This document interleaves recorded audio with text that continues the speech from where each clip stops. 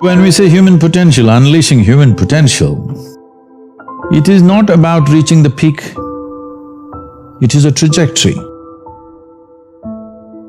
Because what our life is a combination of a certain amount of time and energy.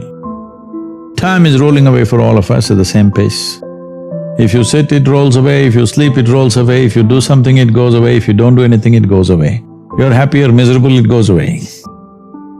Time is running out for all of us. So it's only the energy that you can do different things with. If you bring your energies to a certain level of intensity and possibility, what somebody does in 10 years, you may do it in 1 year. This means if you live here for 100 years, it feels like in people's impact that you have created, it feels like you lived here for 1,000 years, simply because you have managed your life energies in a certain way.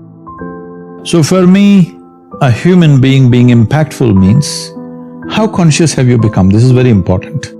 Because if you're in compulsive cycles, then your energy gets wasted in so many things.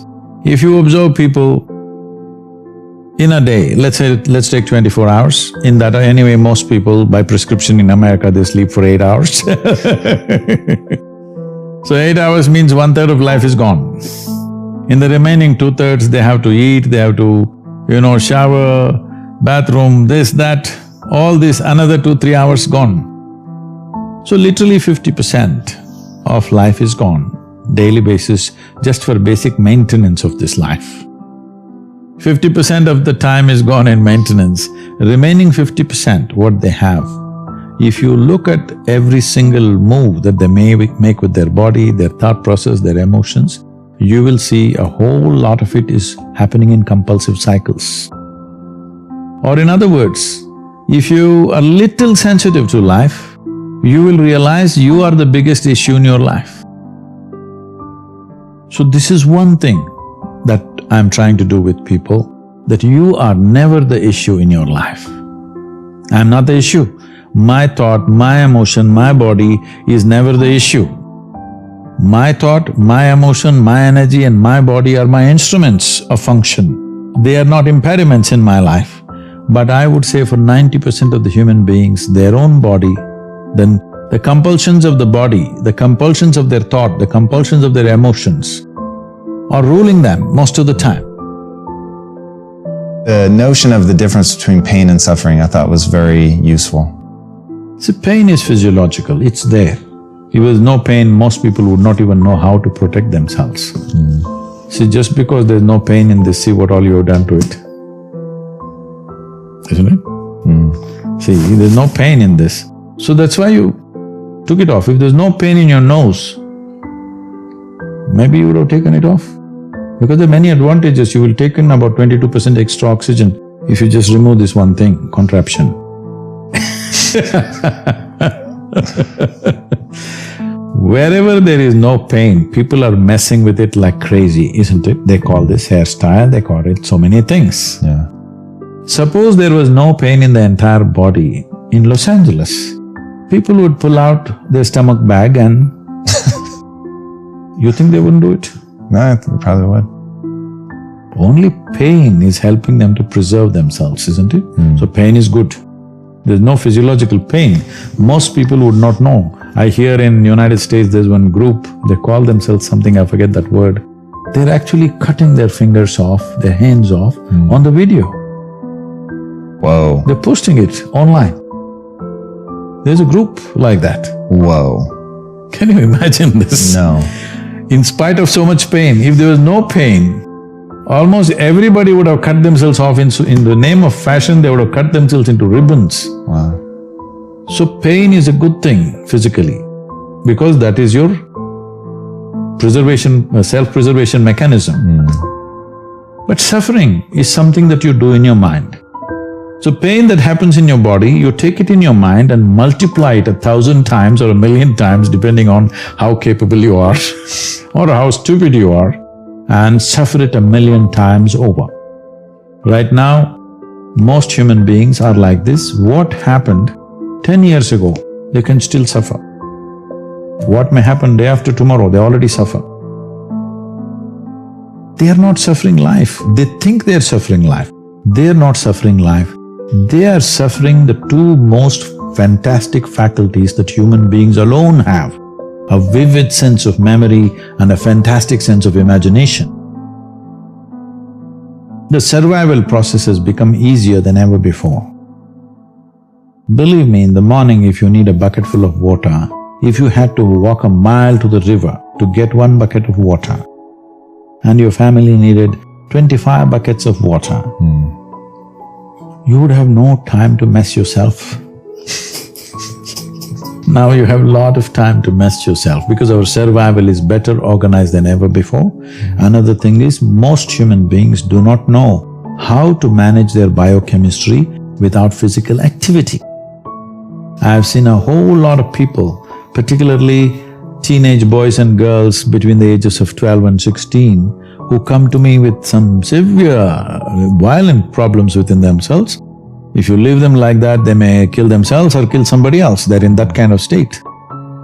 Many of them have even killed their parents, it has happened all over the world. And in 2017, when I came to know that in India, which is not so much suicidal in that sense because there's a huge family support and stuff like that, in spite of that, in 2017, 18,600 children below 18 years of age committed suicide, out of which 7,200 are below 15 years of age. So 12, 13, 14-year-olds who must be bubbling with life are wanting to take their own lives. Why? Obviously we're doing something fundamentally wrong with the society, isn't it? Yes. Our goals and our stupid ideas of what is success is driving them nuts. Because we are trying to use our children like racehorses. That's interesting. And when you say that as something that represent us, that we've turned into something amazing, or in what way are they like racehorses? See, when you understand life as a race, if you're in a race, what's the objective? You must reach the finish line quick, isn't it? Yes. What is the finish line of your life? Death. There you have it.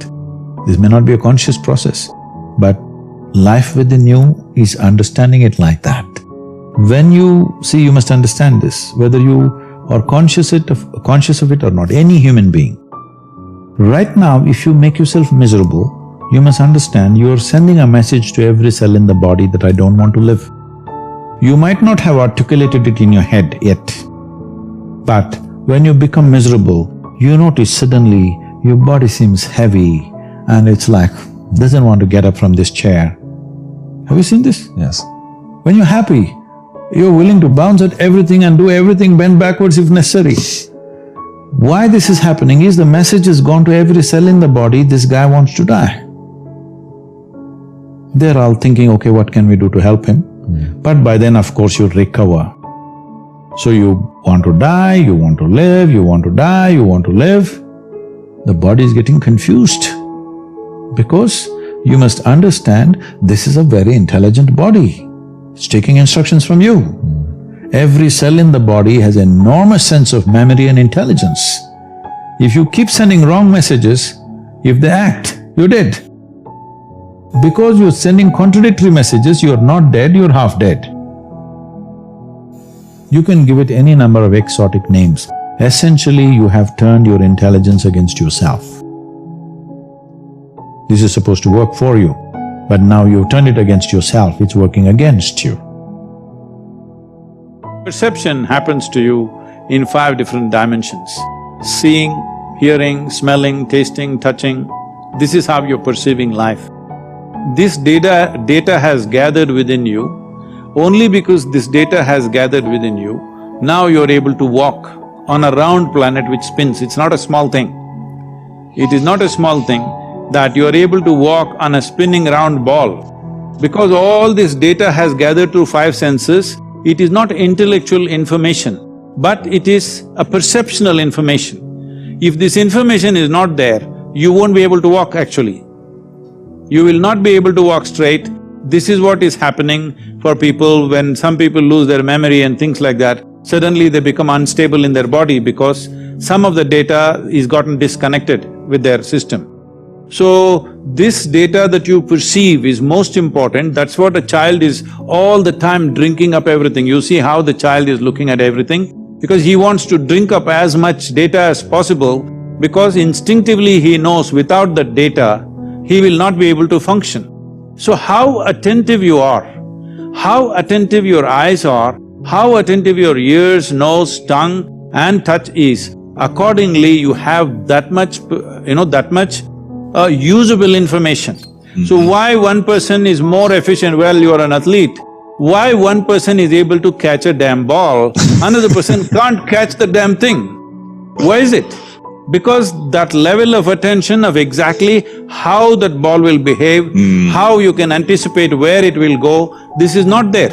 Intellectually, suppose you have a PhD in football, you think you can play football? If you have a PhD, I think you need to experience it as well. If you just study it only, yeah. No, that is not experience, it's perception. You're watching it out of your keen interest, you're watching exactly how a ball moves. You may not be thinking the physics of it, but you're watching it and perceiving it. Because of that perception, you know something that you cannot know by reading 100 books about it. First of all, people are assuming that anger is happening to them or misery is happening to them. No, this is exactly what I said earlier, maybe I didn't articulate it fully. No, you are creating anger, you're creating misery, you're creating joy, you're creating whatever. All this is happening from within you. But human experience is happening from within us, isn't it?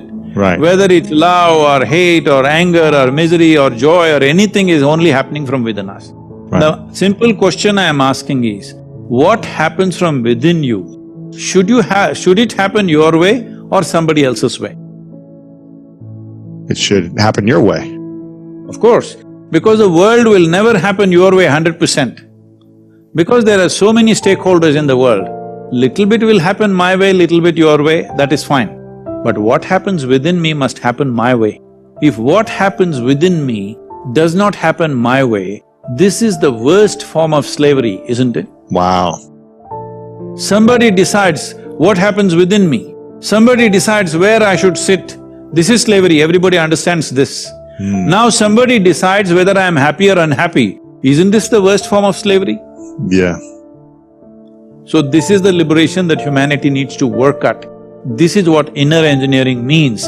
Inner engineering is not some mechanical process, because engineering means this essentially. You will say something is well engineered only if it works the way you want, isn't it? If this one doesn't work the way you want, what the hell are you expecting other things to work the way you want? It's just an accident. When you live accidentally, anxiety is normal. Why does one person need, well, by prescription these days, 8 hours, is it? 7 to 8 hours. Okay, 7 hours. And why another person can do with half of that? See, one thing is, as we already went through, the very physical body that you carry is just the food that you've eaten, isn't it? You are looking at food only as protein, vitamin, mineral like this. But we're talking about a food chain. That means they're all different kinds of lives. What we consume is another form of life. Every animal consumes another form of life. This is the way the food cycle is created. So in what condition that life is will determine in what condition your life is in many ways. So if food appears in front of me, if I just look at it, people have prepared it with elaborate care. If I just look at it, I say no. They say, no, Sadhguru, this lady has brought it, she's a very good cook, she's very tasty. I just look at it and say no. Simply because it's not alive enough for me. It may be tasty, but it's not alive enough for me. If it's not alive enough, I will not consume. If you're just conscious of this one thing, you will see your sleep quota will go down. Another thing is, most people are eating at least 50%. 50% means 100% more than what they need to eat. Yes, you will do one thing, as an experiment, just try this. Whatever you're eating, cut it down by 50%. If you're eating, let's say, 2 kilograms of food, cut it down to 1 kilogram and eat variety of foods, you will see you will neither drop weight, nor will you become weak, nor will you become less energetic. Only thing that'll happen is your sleep quota will go down. Because you're putting so much food to generate the same amount of energy, you're eating more by compulsion of liking the taste or simply by compulsion of filling yourself up. Now the body has to process so much food to create so much energy. This extra processing is taking a toll on the system. The amount of impurities that are there in the food will also determine how much inertia you generate in the body. Let's understand it this way, in terms of physical terms. What sleep means is inertia. Right now you're dynamic, this is life, inertia sets in. When inertia goes beyond a certain point, that's death. But sleep is a certain kind of death, but it is offering you rest. So restfulness is very important. What is being restful means is, if you sit here, if you're at total ease, you will see the body is naturally restful. Have you noticed on a particular day, you are very happy, on that day you don't need much sleep or food, have you noticed this? That's all you have to do. If you remain very joyful every moment of your life, the food will come down, sleep will come down naturally.